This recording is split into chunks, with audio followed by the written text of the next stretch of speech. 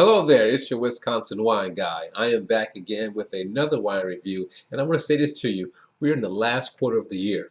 And for those of us in the wine business, we know that we are officially in the middle of wine season. Now, of course, all year you can drink wine, but this is a time where people are consuming lots and lots of wine. The holiday season is here. We're starting this off with Halloween. Then we go into Thanksgiving, the Christmas, and a bunch of little parties in between. Then we finish it off, or cap off the season with the New Year's Eve celebration. So there's going to be plenty of wine. And I'm doing my part to present as much wine as I can in this last quarter of the year, officially being wine season. And during this time, people drink a lot of red wines. I myself enjoy white wines as well, but red wines seem to reign supreme in the last quarter of the year when the months are colder. It's talking about fall and winter. All right, some places are colder than others, but you get the point. So now, for those who are new, very simple process. I give a simple thumbs up or double thumbs up. I'd recommend the wine. Thumbs up. I'd recommend it. I would keep some on hand. 3/4, you know what? I would drink it if it's hanging out at a party. I would drink it. Someone served it to me. I wouldn't shy away from it. Halfway, not so much for me. You give it a taste. Let us all know what you think. Thumbs down. Get the wine out of here. Now, these are wines that you can find in your everyday liquor store, grocery store, and some wine shop shelves. I pick out a couple of bottles of wine, give them a taste, give you my honest and simple opinion, and make it very easy for you to select wines for your next gathering, or maybe even just to drink along, listen to some music, Netflix, TV, whatever, sporting events. So here we go. Today's show, we are going to be doing two wines from the same winery. I just absolutely love when I have two wines from the same winery because it gives you an insight on, I like to call it a thumbprint. Is there consistency in style or taste, or that unique taste that's going to be consistent in each and every wine. I look for that when it comes to two of the same wines from the same winery. So now, without further ado, the name of the wine, the brand, is going to be Whiplash. Okay, Whiplash is the wine.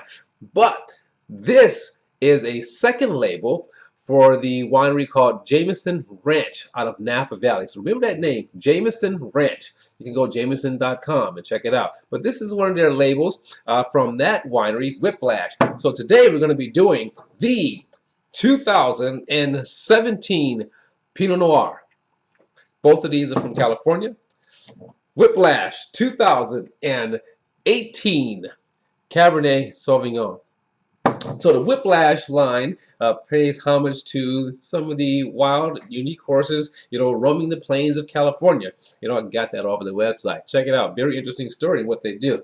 So I'm very interested in tasting these wines and giving them a once-over and give you my opinion. So the grape source for this, they have different various vineyards across California. One of the probably largest privately owned vineyards throughout California. So the grapes for this comes from Napa and Sonoma. So it's going to be very interesting. That's both for the Cabernet and the Pinot Noir. So I'm going to pour them both first, as usual. So I can give them equal billing, a taste. You saw what I did there? Haley's Corker. So these wines were opened earlier. Some of the wine is missing. All right, want to give it a wider chance to stretch its legs, get out of the stuffiness and just hanging out in the bottle so it can be nice and ready and open for us to taste. All right, here we go. You can look at that color. Pinot Noir here, Cabernet here. Now, I can see it very clearly on my end, and you probably can notice it inside of the video, the picture, that the Pinot Noir is a lot lighter than the Cabernet. You can see that. So they both have very good coloring. Again, a little dark purple, not purple, but dark garnet or ruby colored on the Cabernet versus, kind of similar here, more garnet here. So ruby on the Cabernet, more garnet colored looking at the Pinot Noir. Wow. I mean, just the nose on both of those is just phenomenal. I'm just full of berries. All right, so we're going to smell the Pinot Noir first. So true to the varietal character, I'm going to say here. Tart cherry, all right? Fruit, primary. Secondary, you know, we start getting into a little of that spice. Both of these are aged in French oak. I believe we're looking at 4 months, 6 months. 4 months on the Pinot Noir, 6 months on the Cabernet. Spice with vanilla. You know, it's funny. You know, when you get that, for me, when I get that kind of tart cherry, it puts me straight to the mind of having duck a la orange. You know, duck with orange sauce. You know, and totally gets me there. Oh, wow. Really nice. Almost kind of fleshy for me on the nose. But very nice nose. Beautiful nose. Supple. Now, for the Cabernet. Oh, wow. Plum, dark berries for sure. Oh, you pick up the smokiness, you know, from the wood, from the barrel aging. Wow, that's pretty nice.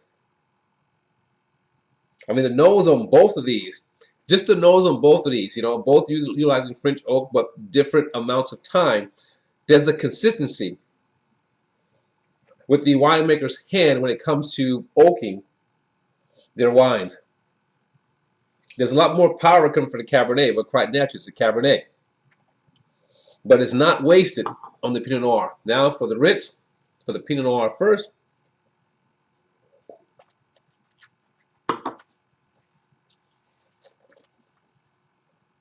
Now, you know me, I look for acidity, acidity, acidity. Boom, it's right there. Tannins, dry, doesn't skimp on fruit. That's just the Ritz. But that acidity is really nice. Gotta have acidity for me in red wines. I need the wine to be lively. Now for the Cabernet Ritz.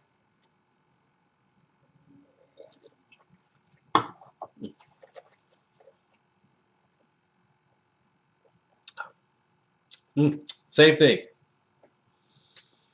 Nice mouth-watering acidity. Not over the top, but enough to just make it nice and lively for you. I really enjoy that.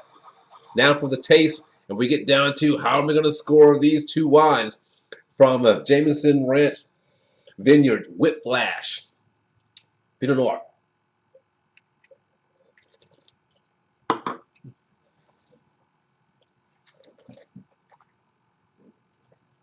Interesting thing about this Pinot Noir, it comes in at 14.5% alcohol.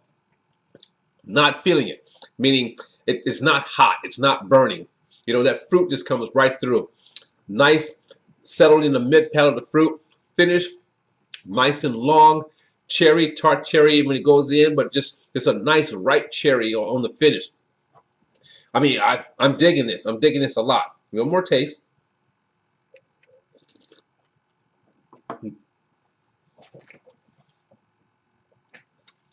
Definitely has a lightness to it, considering it's 14.5% alcohol. But nice. Wow. Now for the Cabernet. You kind of get a hint where I'm leaning, but let's find out what the Cab.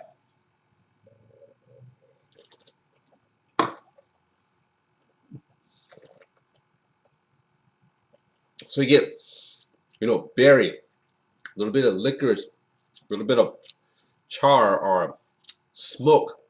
We'll go char, you know, but the fruit, again, right there, medium tannins, you know, not rough tannins, but supple, you know, not juicy, but fruit, you know, so very nice as well.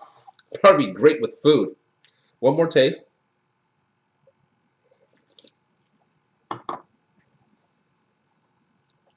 Little mintiness there. So, coming back to the Pinot Noir, I believe this is a very nice Pinot Noir, a very good example of Pinot Noir. You know, coming up California, taking the best of vineyards from both Sonoma and California, combining them right here. You know, it has that tart cherry, you know, which is a traditional characteristic, you know, of some Pinot Noirs. So it has that tart cherry, but also that mid-palate and density of fruit exists there. Very, very delicate use of oak. They did a good job of doing that. Like the acidity. So for me, I'm giving it a thumbs up. I thought this was really nice. I think it'd be good to enjoy it as an everyday wine for sure. Enjoyable with food, you know, 14% alcohol, but not hot, not bold, not just in your face. I believe it's really good, very solid. Thumbs up for the Pinot Noir. Now for the Cabernet.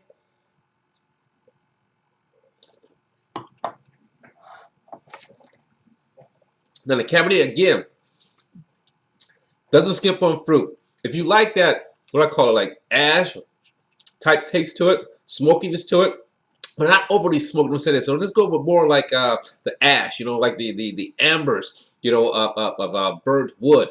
You know, it's pretty nice. It's there. Fruit doesn't skimp. Definitely get that finish. So you can almost like taste the char, you know, from the inside of the barrel itself. Subtle hints of vanilla on both of those. Really nice, subtle spice, but it doesn't skip on the fruit. I'm going to give this a thumbs up too. There's a lot going on here as far as character and taste. Style is going to be medium. It's not going to be full. Alcohol on this one, again, coming in at, what we got here? 14.5%, you know, which seems more adaptable to this one. But again, it's not hot, but the fruit is just right there. Fruit settling in the mid palate, coming in.